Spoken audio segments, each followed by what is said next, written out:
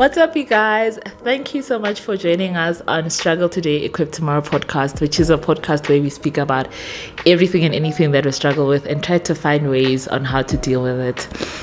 And today I'm not alone. I have a wonderful, beautiful guest who will introduce herself in a bit.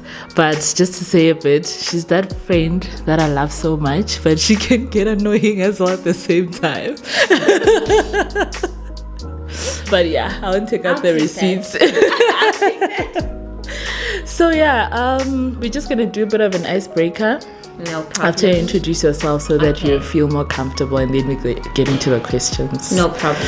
Yeah, so you can just begin with introducing yourself. All right. Hi everyone. It's actually so good to be here. I think it almost feels like an aha moment that my friend opened a podcast. I mean, I think we have such great conversations, and it's one of the things that we always say, that we wish we could take some of the conversations that we have to other people or like to the world. So I think she's doing such great work. But anyway, my name is Naledi Liphapang. I don't know what kind of intro. Like, where do you come from? Oh, okay. So I'm originally from Matatiele in the Eastern Cape. I grew up there, and then I relocated to Johannesburg in 2012. Yeah. Wow. So I've been here for quite a while. But I consider myself a small town girl at heart in a big city. Yeah. Come on. With big dreams. With big dreams. Big city dreams. Definitely. So yeah, and I met Kagiso in university in Wits in 2016. Yeah, I sort of hijacked her. Yeah, I liked her as a friend, and I was like, yeah, I like her. I want her to be my friend, and she just happened to be so kind. So yeah. That's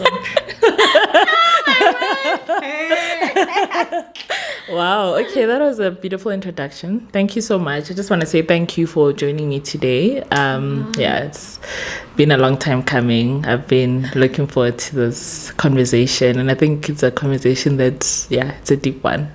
We'll get into it just now, but we're going to do a bit of an icebreaker. Before that, guys, that we are now on YouTube, please subscribe, comment, turn on the notification bell so you know when we post. You don't have to hear from your neighbor. Sure. You can just but yeah, okay, cool. So a favorite gospel song at the moment? Ooh, that's a tough one, but I think it's seasonal for me, but at the moment I would say it's Thatindawo Yako by is it Mpumi and Spirit of Praise, Benjamin Dube. Yeah. I think, I think because of the stage I am in life, I just want God to take control of my entire life and not just parts. And I think we've spoken about this, about how, so I think, it's such a touchy and nice song. Love it. Sure. Beautiful. And then scripture that gets you through your difficult times? Ooh, I think there's a lot of scriptures, but one with a verse that says, "Be still and know that I am God." Like, all flesh must be still. Everything must be still, and remember who your maker is. Whenever it's tough, whenever it's good, like, Yeah. Wow. You think you'd want to remember it when you're going through a lot, but even when it's good, you still, that's beautiful. Definitely. Sure. And then, would you say you're a homebody or you prefer going out? Ooh, I'll say I prefer going out, although the body needs some rest, but she knows. Every weekend you'll be like, Sissy, can we go somewhere? I'm like, can we sleep? No, please, let's go out. Let's color the Johannesburg city with our smiles and laughs. But I'll say no, I'm not a homebody. But would you say that changed over the years? Or you've always been? Are we going there?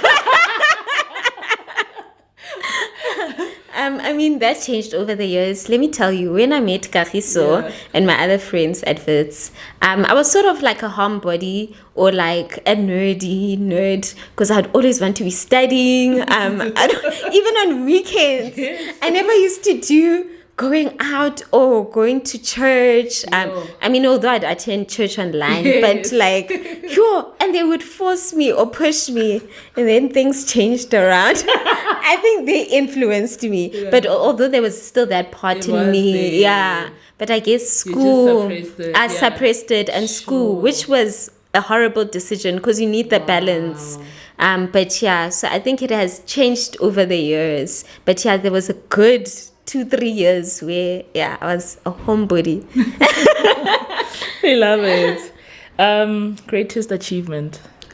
Wow. Oh my goodness. The latest one I think would be passing my board exam. Yeah. Sure. I think it would be passing my last psych board exam. Yeah, so far. Yeah. But there's another one, but I don't want to put myself on the spot. Yes. Okay. You can just do one. Who is your role model and why? Hectic. I never really think of like big people now like how I used to as role models, and I think prior to that I would have mentioned your celebrities or like but sure, even my friends are my role models, to be honest with you guys. I can't say it's a specific person because I look towards people for different things. So for me, like maybe one will be spiritual, like Kagiso. I always tell her, like I look up to her so much spiritually. And then there's another friend of mine, like even with a lot of psychological and mental things. Yeah. And then others career-wise, but I don't have a specific role model right now. No. But it's like normal people that... Yes, ordinary people doing extraordinary things. Sure. Yeah. Come on, I'll preach it. And then I'm going to do a few would you rather questions. Okay. Yeah. Okay. And then after that, we'll get into the video. Okay, no problem. So... would you rather live with an eyelash in your eye forever or spinach in your teeth forever? Oh, definitely spinach in my teeth. I already cannot see. So that eyelash would drive me crazy. No. Gosh. It would, it would feel like a fly in my, no. Okay. Would you rather have the ability to move things with your mind or have the ability to read minds? Oh. I'd want to have the ability to both, but that's a tough one. Sure. Okay, let's say move things with my mind. There's so many things that I want to do, but it's not happening, you know? Yeah. So definitely the latter, I mean, the former and not the latter. Yeah, reading people's minds. I don't know. I'm not interested in some of the weird stuff some people think, although you always wonder how some people are. But I think moving things, because I have so many ideas, so many things that I'd want to do. So, No, I get you. Yeah. But for me, it would be like reading people's minds, because sometimes people say things and you wonder, is it really what they're thinking or what? No, I get you. No, I get you. Some people are weird. And some people are secretive. So you'd want to know, okay, what's going on in this person's mind? I agree. True. I agree. Yeah. Okay. Would you rather find true love today or win the lottery next year? Definitely find true love, you know. I think I'm a lover at heart, and I think relationships matter a lot to me. I mean, whether platonic or like romantic, yes. So I think for me, it's like just finding love. Then we can make money later. Come on. Like experiences better are worth more than money. Yeah, for me. Yeah. I love it. And then, would you rather be underdressed or overdressed for an occasion? I'd rather be overdressed. Hey. Really? Stand out. Okay, not necessarily, but like I mean, depending on my mood, I'd rather overdress and always present myself at the best. Oh, that's beautiful. Okay, so guys, today we're going to be speaking about a very interesting topic, and I think it's something that we are currently going through right now, and it's still very fresh. So we're just gonna have this conversation so that people know that they're not the only ones going through this. It's like really intense, you guys. But Today we'll be speaking about adulthood or adulting, whatever you want to call it. But yeah, we're just going to go through a couple of questions on the things that you've gone through, trying to find your feet in this adulting life. In summary, how would you describe it? How it has been for you? I'm not gonna say go. I would initially say go, but I'll be positive and take a positive outlook on it and say like it's just been a learning curve, really, like a steep one. Like Really? Situations will force you to grow, guys. Yeah. Definitely, it will force you to grow. Yeah, so what defines adulthood for you? Is it age? Is it experience? How would you say that, okay, now, so how do you know that now someone has entered into adulthood? Yeah. I think it's a combination of all, to be honest with you. Yeah. Because you can't just say someone is an adult just because of their age, you know. I think the age alone cannot explain adulting, because adulting is being able to be responsible for your own life. That's how I see or define it. Like being able to be responsible for yourself financially, mentally. So I think both experiences and age, because also you can't say a child is an adult. There are certain things, yes, because they're mature as well. Because there are certain things that they cannot be responsible for, you know, regarding their life. They still depend a lot on parents or guardians. Yeah. Sure, that is beautiful. So let's say someone is like, let's say 25, right? Yes. But then they're living with their parents and their parents are paying the school fees. They're doing basically everything. Would you classify that person as an adult just because of the age? Sure. I think that's where I was saying it's a combination of all. You can't just look at one, because that person is still dependent on their parents somehow. They're not entirely responsible or independent. So you can't expect certain adulting responsibilities from that person. Definitely. Sure, definitely. Love it. And then, do you think our elders or parents are doing enough to prepare us for adulting? To be honest with you, they're doing enough from what they know. But I don't think they can ever prepare us for the road that lies ahead. Because each person's journey is different, right? Yeah. So I think, there are some things that are lacking, though, I will not lie, that parents ought to be doing, but they don't. Some parents tend to be over involved or controlling. Some are less involved. They're just not helping or coaching you with anything. No, which can be frustrating a lot. There are so many things or topics that we can mention where you're hoping a parent could have guided you and told you, okay, this is how you deal with ABCD in life. You can't just watch everything that they're doing. Some things you're gonna need to hear, as bitter as it can be. That is so true. It must be hard being a parent, though. I can imagine. Like, not ready. Let's wait another 5 years, guys. Yeah. Sure. The phone locks. And then, can we talk about adulthood and loneliness, especially if you're living by yourself? You come out from a space where you're living with your parents and your siblings, you have a routine, and then now, you're by yourself and you just have to figure things out by yourself.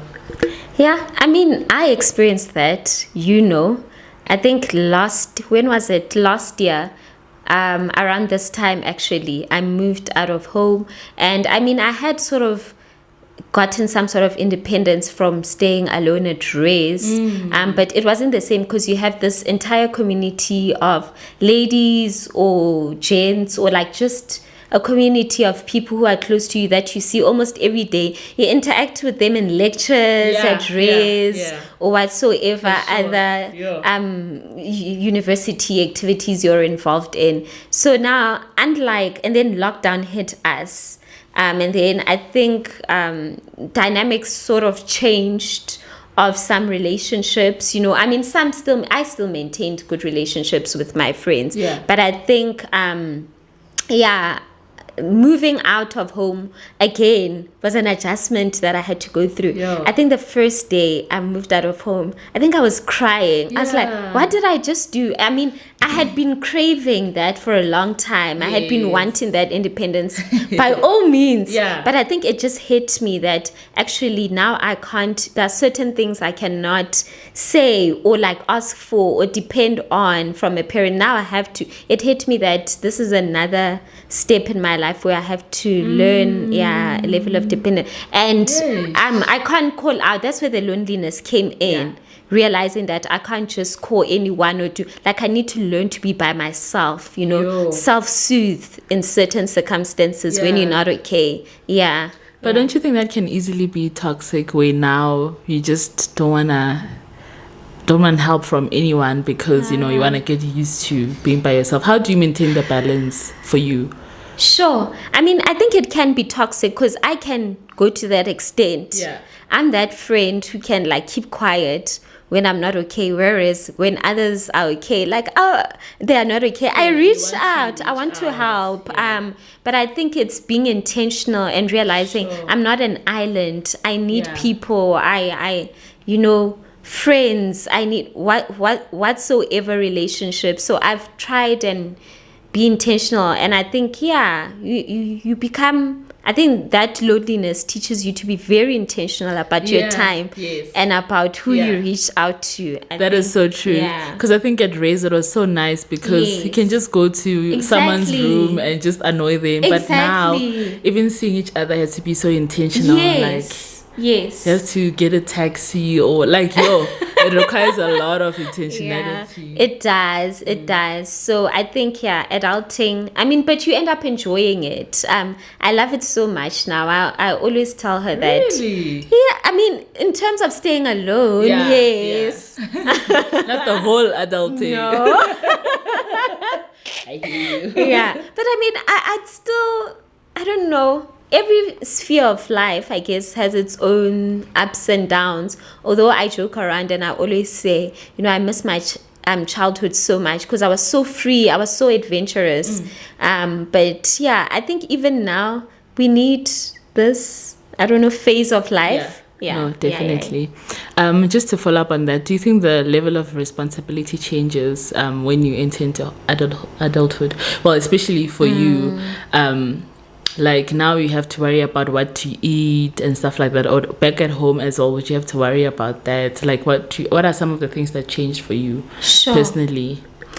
I think a lot changed for me, the level of responsibility. I mean, depending on the dynamics of your family or like your background, I think stepping out or being an adult for me also meant that I have to help the ones that come after me. Sure. Or like even help my mother out, or any other relatives.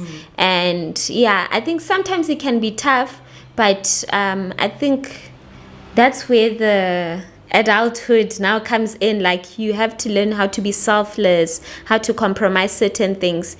Sometimes you compromise luxuries because there's definitely, I mean, there's so many luxuries that it's not saying I'm uncomfortable. I mean, you still have to make sure that you put yourself first. Exactly. And you put yourself in a comfortable position in life. You don't want to live like you are now stranded or poverty stricken when you aren't. Poverty stricken. I'm sorry to use the word. I don't mean to offend anyone, but man, like. No, it definitely does. And it can be a huge pinch, But also, I guess perspective helps on how you look at it. Seeing, telling yourself, okay, this won't be for long. Maybe at another stage in my life, things will be better. So I'll be able to manage certain things or expectations. Sure. Yeah. Definitely, experience helps. So have you struggled or gotten in overwhelmed, with making your own decisions? Definitely, I have. I'm sorry about that. Sorry. I have.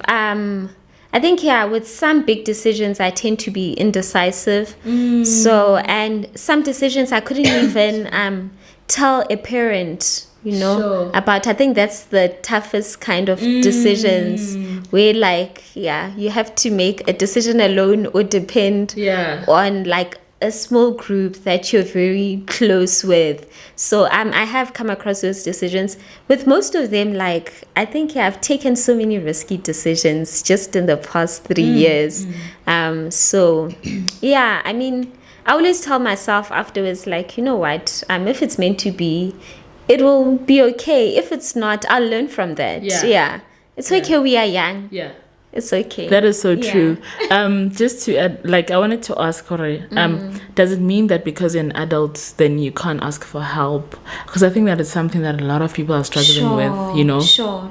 Like what you were saying, you felt like you couldn't tell your mom some of the things that you were going through. Yes.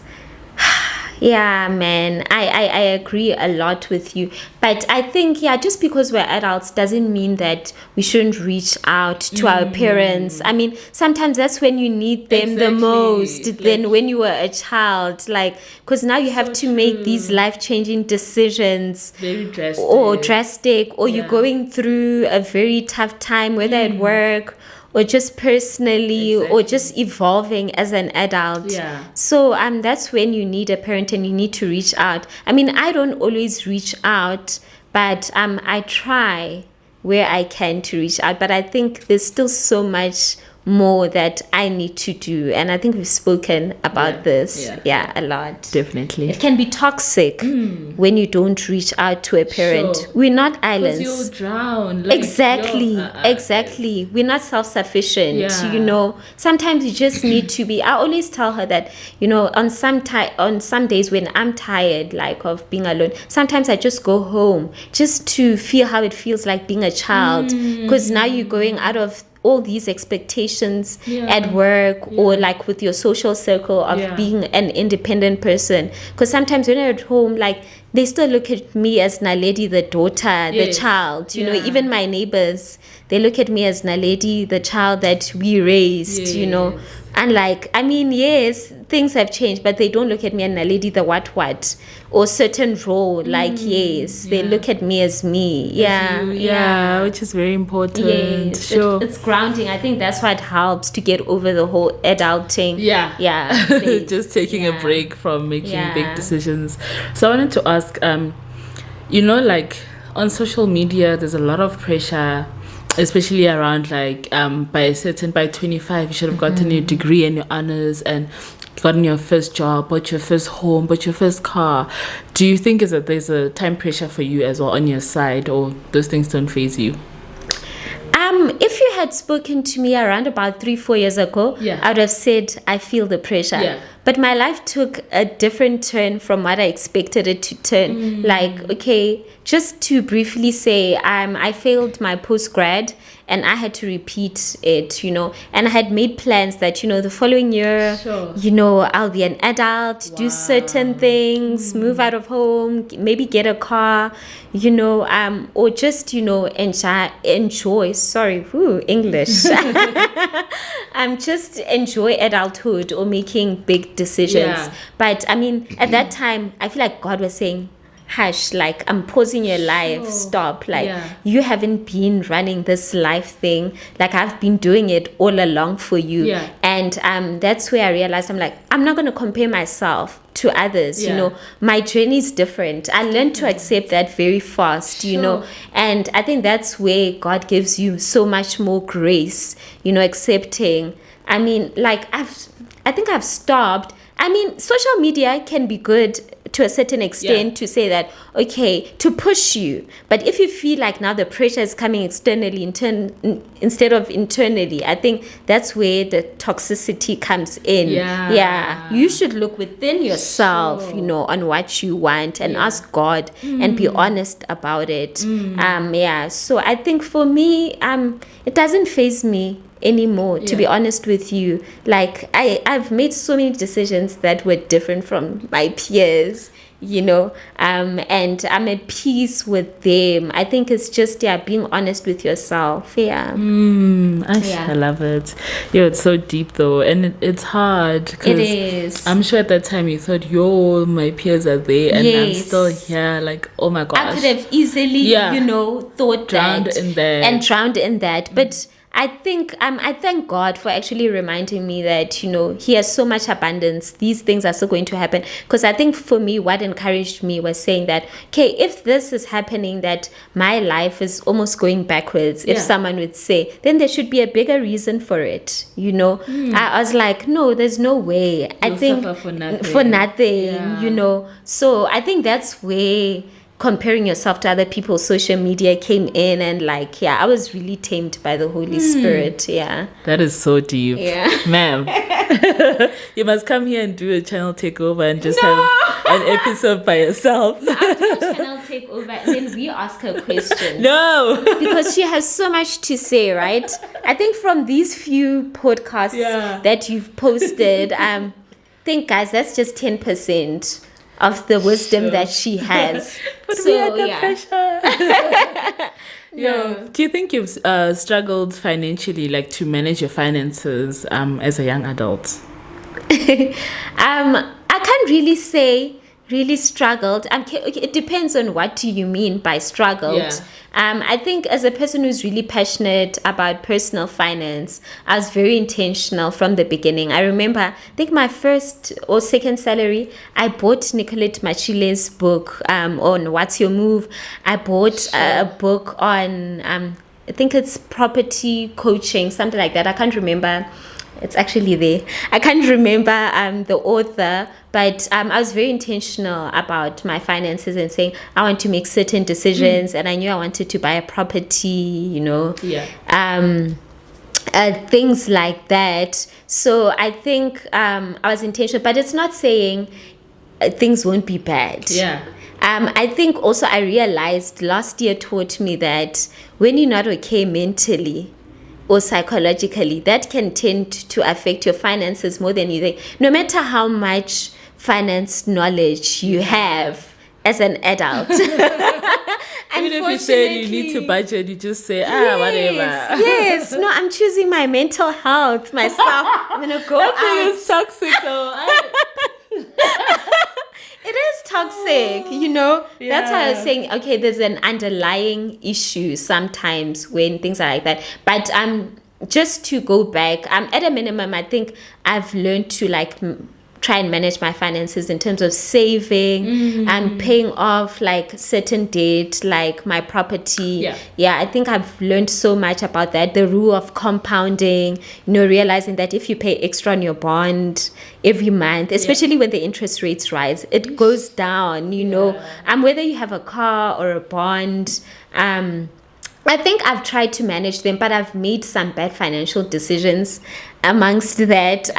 So many, but I think it's setting up your finances in a way that at first you have savings before you like spend or like you've paid off bills or certain things. I mean, I haven't gotten to a space where I now can't pay bills. No, I wouldn't allow myself. It would just cause me so much anxiety, you know, being reckless like that. Oh my gosh. So for you being reckless is not saving for that month. It's not like not paying the electricity bill. Yes, I guess. Oh my gosh. Yes. And living below your means.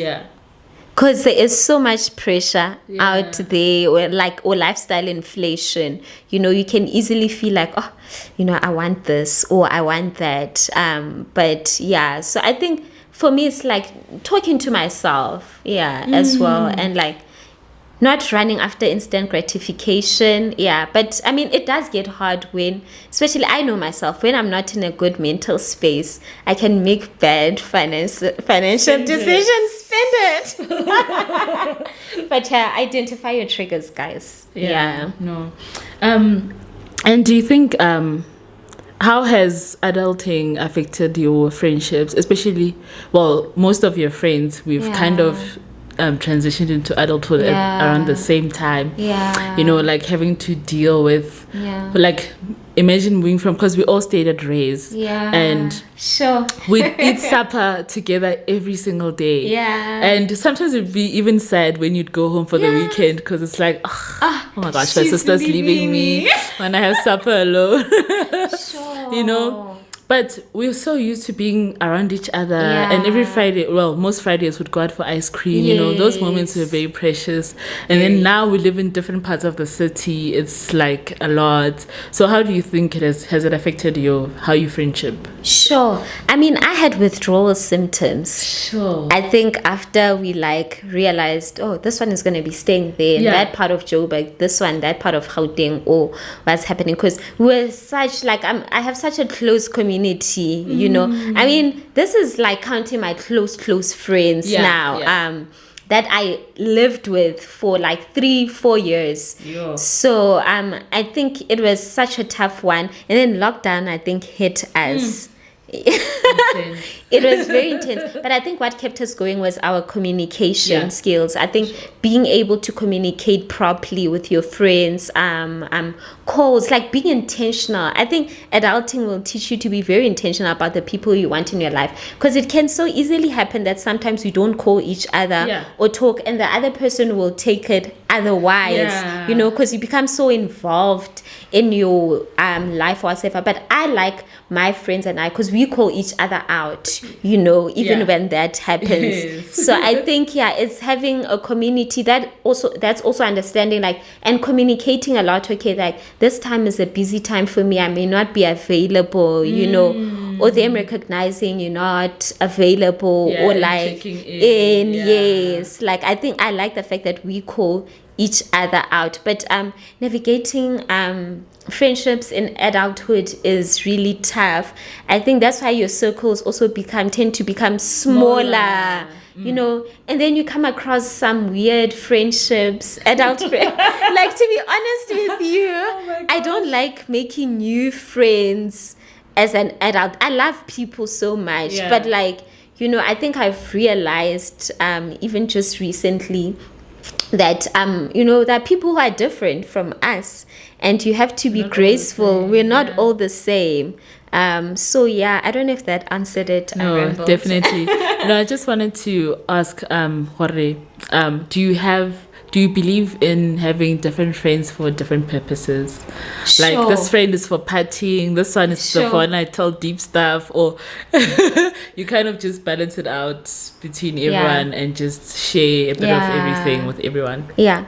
I mean, I'd say I balance it out. I share a bit with everyone. Unless if there's a really specific issue that I can only disclose, like with a certain person, you know, there's some things that you'll know who you'll have a safe space with, you know. That's important. I think that's important. And I don't want to drop names, because it will be like, I'm choosing, you know, because our other friends watch this channel. But I think there are certain things that, you know, you'll be more comfortable talking to a specific person with than others. But I think it's just, I think I'm so lucky in having like the kind of friends that you guys are, because I think we share so many similar values. So, or like, we are very similar. I mean, we are different, but like in terms of values, certain lifestyle choices. So Okay. Then, do you think you've learned how to stand up for yourself, or you're still getting there as an adult, especially to your parents? I can see you work-wise, but like,